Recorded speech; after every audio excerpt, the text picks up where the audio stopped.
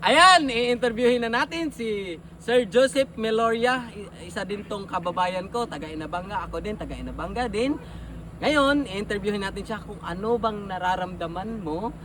Interviewin natin siya. Ano bang nararamdaman mo, sir, na meron ka ng sariling sasakyan? Iyon, sobrang sarap sa feeling, sobrang ano talaga.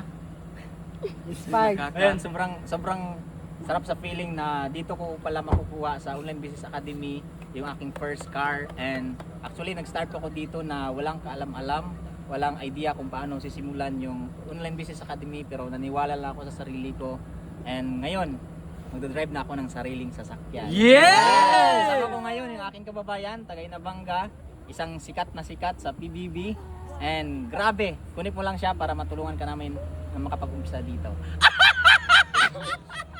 Yung link nasa comment section. Yung link na sa sugal yun! Hindi.